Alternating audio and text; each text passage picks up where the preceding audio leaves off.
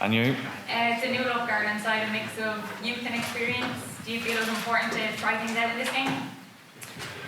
I think we're at a stage where we're all gagging for a game, and you are judging constantly how preparation is going, and trying to balance that out with a side that's got the experience and the youth that you're able to put aside over the weekend and judge properly.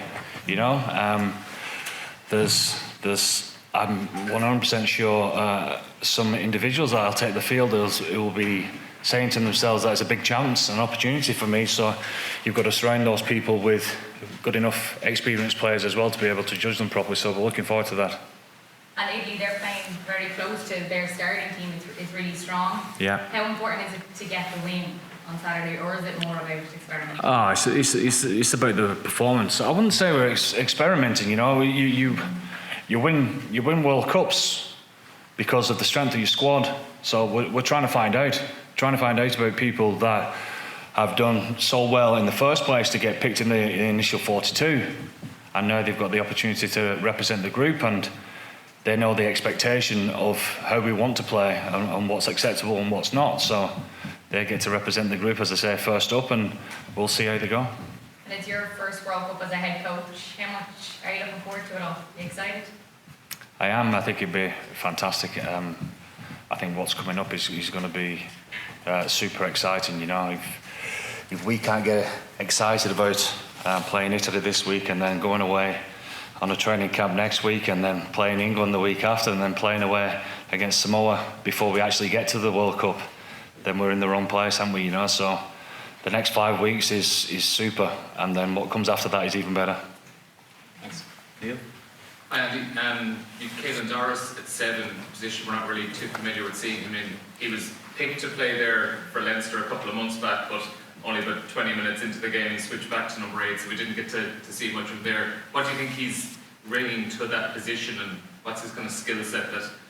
Like all players, they can only be themselves, and what we see in Caelan's game doesn't matter what position he plays. You know, he's able to adapt and be himself within that position. You know, and to add to that as well, as far as the roles as in a traditional 7, you know, we obviously will shape how Caelan plays the game to how we want to play the game as a team as well, you know, and he fits the bill very well in that regard. There's a few different combinations in the 15 of players who probably wouldn't be too familiar playing with each other. Is that a good challenge to be putting the players in? Yeah, but that's the challenge of being an international player, isn't it? You know, we've had 6 weeks together, which we don't normally get. You know, we normally get 12 days before a Six Nations or from before an autumn. So probably correlates to about 5 training sessions. We've 6 weeks together, albeit we've had a week off here and there. But we expect ourselves to be at our best doesn't matter what the combinations are, because we've had plenty of time to be able to make sure that we adapt to that. And you have 3 potential Davidsons on the bench. One of them in particular, Kieran Farrell, is someone who's had to wait a good while, and he's been unfortunate when injuries have fallen at bad times.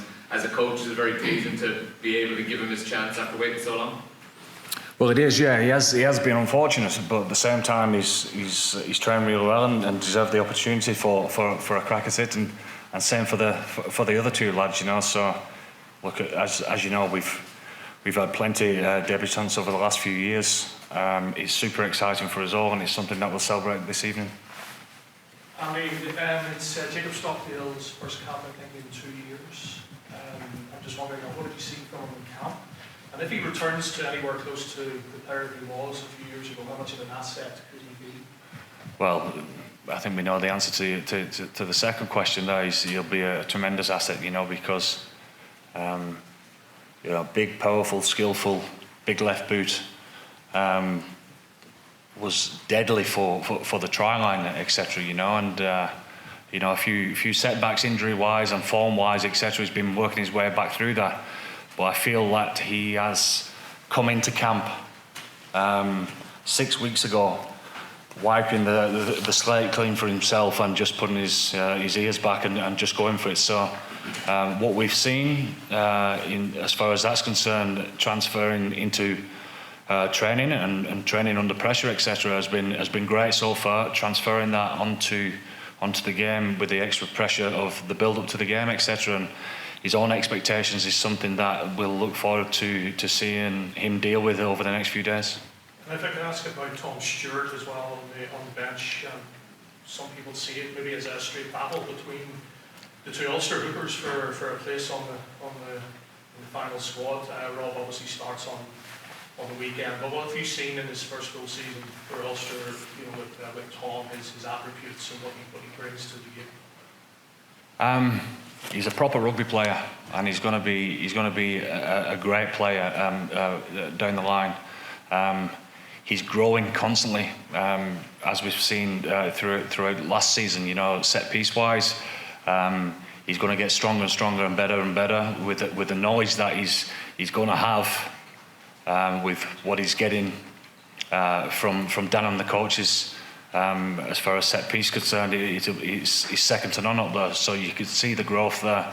And working with Rob every day is obviously going to be fantastic for him, because the knowledge that Rob has got and his willingness to be able to share that is fantastic. But then you put him in an environment where everyone's pushing to get better every day at international camp. You see some people sink, and you see some people thrive on that and lap it up. And he's a silent assassin, he doesn't say much, but he's a quiet achiever, and his confidence has been phenomenal over the last 6 weeks. So you've seen it grow, so he's going to be somebody for the future, there's no doubt. This is going to be your first match in a while Italy played last week. Yes. Scotland.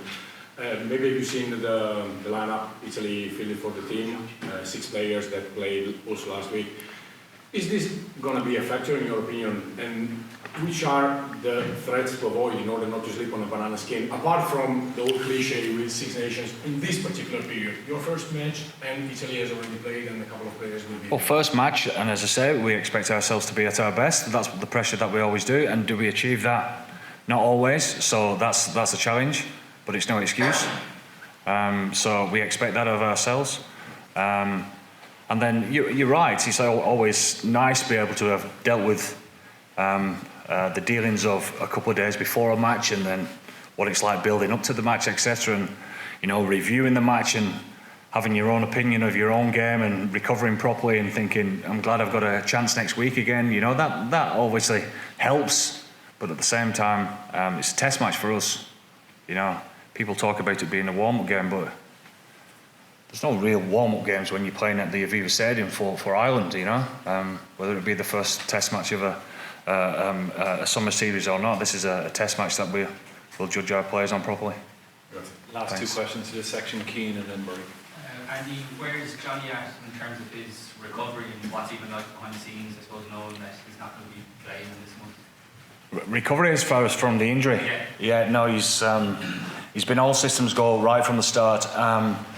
We didn't do much contact at the start anyway, so he was building through that. I think he had maybe 2 weeks before he was able to do that at the start of pre-season. So he's not missed a session. He's not dropped out of anything, etc. He's back fully kicking, etc. And if there was a game 2 or 3 weeks ago, he was able to play, no doubt. And what's he like behind the scenes in terms of the suspension? Knowing It's- he's not going to be able to play. Oh, look, obviously he's disappointed not to be able to play in these games, but, it takes a day or two, doesn't it, to get your head around it and what's the plan and keep pushing forward. So he's in great form. Last question for the broadcast section, please. Murray. How has Jack Farrell been in camp, and what would you like to see from him on Saturday? He's been excellent, as you would imagine, and let's be fair. If you were sat in a press conference for any nation at this moment in time, everyone's saying that pre-season's going swimmingly well, etc. But how that transfers into a performance is different. So he's been going great. I've seen his confidence grow, obviously, from what happened there at Munster. I've been able to navigate and help navigate his team through those difficult periods at the end and get some success. I've seen his confidence grow. The selection at the start of the week for all the players is interesting, isn't it? Because as coaches, you're seeing everyone really get stuck in, and I'm really driving to get better every single day. And then the minute that selection comes, it's a different week, isn't it? As far as managing the team and being the main general as far as Jack's concerned. So we've been keeping a close eye on that, and he's been excellent so far. Excellent so far. Day off today, in this evening. Captain's run tomorrow. Hopefully the confidence continues.